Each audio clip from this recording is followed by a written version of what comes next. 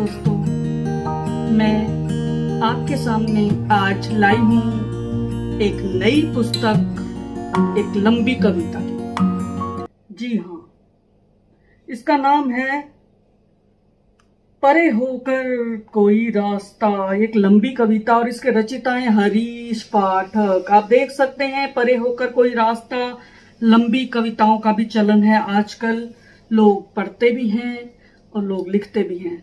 तो मित्रों, मैं थोड़ा सा बता देती हूँ। पहले मैं हरीश पाठक जी के बारे में बताती हूँ, लेकिन उससे पहले मैं इस पुस्तक के बारे में थोड़ी सी जानकारी आपको देना चाहती हूँ कि ये बोधि प्रकाशन से आई है। मात्र मूल्य इसका बहुत कम है, 100, क्योंकि इसके पृष्ठ भी कम है। मात्र 78 है। पेपरबैक में 2020 में आई है। और हरीश पाठक जी, जैसे मैंने आपको बताया, उन्होंने लिखी है। हरीश पाठक जी उज्जैन निवासी हैं। इनके 3 काव्य, 1 कहानी संग्रह है, 1 संपादन आ चुका है। कविता का चरित्र और चुनौतियां, मेरे रंग सरोकार, ये गद्य आ चुके हैं। इन्हें बहुत सम्मान मिल चुके हैं। रंग कर्म में विशेष रुचि रखते हैं, नाट्य प्रदर्शन करते हैं। आदिवासी व ग्रामीण अंचलों में अभिनय निर्देशन भी किया इन्होंने। रंग कर्म की कार्यशालाओं में विशेषज्ञ हैं।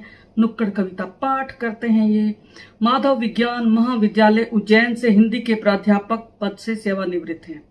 यह पुस्तक इन्होंने माँ को समर्पित की है। इन्होंने लिखा है कि माँ की स्मृति को। और अब मैं इस कृति के बारे में बता देती हूँ। 8 शीर्षकों के अंतर्गत बटी है ये लंबी कविता। जी हाँ, ये शीर्षक बताती हूँ। आग की लकीर, नन्हा सा नागरिक, तल घर में सुबह, फासला बराबर था, सब कुछ हवा हुआ, बदलते रिश्तों की आवाजाही, समय के कितने पड़ाव तुम्हारे तपते माथे पर। हरीश जी ने अपने बचपन के उस हिस्से को याद किया है जब उन्हें सजा स्वरूप हवेली के तलघर में बंद किया गया था। उसके दादा पिता ने कारण जानते हैं आप? नहीं जानते? आपको पढ़ना होगा इसे। शरारत के कारण नहीं, आक्रोश, अपने नन्हे मित्रों की आवाज उछालने की सजा।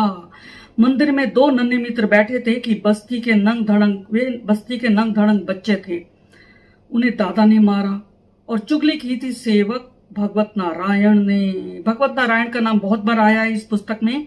उसी भगवत नारायण को पत्थर मारते हुए जब वह पीछे भागा नन्हा नागरिक, सजा के तौर पर उसे हवेली के तलघर में रात भर बंद कर दिया गया। वह तलघर कवि की स्मृतियों में आज भी मौजूद है। वह अकेली रात आज भी उसके चेहन में है, पर उसे डराती नहीं है। वह निडर हो गया। डरा तो वह उस दिन भी नहीं था।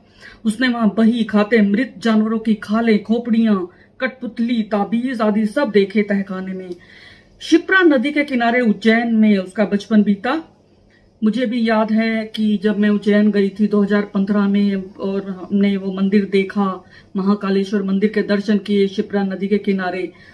उज्जैन राजा विक्रमादित्य की नगरी कहा जाता है। कालिदास ने भी यहाँ पर, कालिदास जी थे, उन्होंने भी यहीं पर शिक्षा प्राप्त की थी उज्जैन में। तो उज्जैन एक ऐतिहासिक दृष्टि से भी बहुत महत्व रखता है यह शहर, और धार्मिक दृष्टि से भी। तलघर कवि की स्मृतियों में आज भी मौजूद है। उसी को लेकर इन्होंने परे होकर कोई रास्ता लिखा है। उन्होंने उस वक्त विरोध किया। यह विरोध जमींदारी प्रथा के विरुद्ध था। वह बिगुल बजाया था उस नन्हे बालक ने। जात पात का विरोध था। आंखों में आक्रोश, तनी मुठ्ठियां, भयानक रस प्रवाहित हुआ है इसमें। कवि ने माँ, बीजी, जीजी, दादी को याद किया है। आरंभ, कविता की जो आरंभ था वो पत्नी की उपस्थिति से उसे संबोधित किया, और अंत भी पत्नी को संबोधित करते हुए किया उन्होंने। गद्य कविता है। रूपक उपमाएं काफी सारी हैं। मानवीकरण अलंकार है। ऐसा लगता है कि हम किसी सुरंग से गुजर रहे हैं इसे पढ़ते हुए। और इसमें उज्जैन शहर झलकता है और कुछ जगह के नाम भी दिए हैं। तलघर अजायब घर है। हवेली में दहाड़ती आवाजें मानो आज भी कवि के कानों में गूंज रही हैं। तो एक अलग ही मेरे को कलेवर लगा। मैंने ऐसा कभी नहीं पढ़ी इस तरह की कविताएं। तो मैं आज थोड़ा सा आपको कविताएं पढ़ के सुना देती हूँ, जैसा मैं सुनाती हूँ। प्रथम कविता है आग की लकीर। इसकी कुछ पहला पेज ही मैं पढ़कर सुनाऊंगी, आपको पता चल जाएगा कि किस तरह की कविताएं हैं इसमें। कि हवाओं में कुछ नहीं है सिवा पानी के, फिर भी यहाँ पानी नहीं है। तपते बुखार की आग में स्वप्न और सोच है। बंद दरवाजे, लंबी गुफाएं, हवाओं का हाहाकार, सोच के गर्म पत्थर पर नदी का पानी भी सूख जाता है। पास ही सोई हो तुम और मुझे रह रह कर अपना बचपन याद आता है। किसी कोने में गहरे कहीं दरकता है कुछ, लहरों के थपेड़ों सी हलचल, पसर जाती झरती पत्तियों के साथ गुप्त सन्नाटा कभी। तो ये थी प्रथम कविता का प्रथम पृष्ठ था। मुझे ऐसा लगता है कि व्यष्टिगत कविताएं हैं लेकिन समष्टि तक की यात्रा करती हैं। जो लोग एक इस तरह का बचपन गुजार चुके हैं उन्हें अपने साथ जोड़ेंगी ये कविताएं। और अब मैं वो कविता पढ़ना चाहती हूं जिसमें मैंने आपको बताया कि कैसे उन्हें तलघर में बंद क्यों किया। उसकी कुछ पंक्तियां ही पढ़ूंगी। बहुत मैंने बताया कि लंबी कविताएं हैं इसमें 8, तो सभी पूरी पढ़ना संभव नहीं है, तो मैं सुनाती हूं आपको। और फिर शिवरात्रि से एक दिन पहले दादी को राजगिरा और सिंगाड़े का आटा, लड्डू और नमक सेंधा सौंप कर पहुंचा मैं रामेश्वर मंदिर। बेखबर क्या कुछ होना है और कब किस हरकत पर। मंदिर के शिखर पर बैठी थी चिड़िया, नाम चिन्ह पत्थर पर बैठा था कालू, लोचन मेरे कंधे पर, लोचन मेरे कांधे पर। मंदिर की छत पर उगी पीपल की डाल को थाम लिया उसने, सीटी बजाई उसने चिड़िया को देखकर, उड़ गई चिड़िया। हम दोनों बैठ गए छत पर शिखर के गुंबद से टिककर। देख नहीं पाए थे हम मंदिर में बैठे भगवत नारायण को, टमक कर निकला वह दौड़ कर आवाज दी बाबा को। 2-4 पल में ही सब कुछ बदल गया। बाबा श्लोक कुछ इस तरह बोलते जैसे बुदबुदा रहे हो गाली। टोली काकाओं की बाबा के पास देखती रही सुलगती आंखों से, लोचन को कालू को। दोनों सहमे से उतर आए जमीन पर। चिड़िया मंडरा रही थी वहीं पीछे दरवाजे पर, कांपते से कुछ शरीर उत्सुकता में देहरी पर बैठ गए।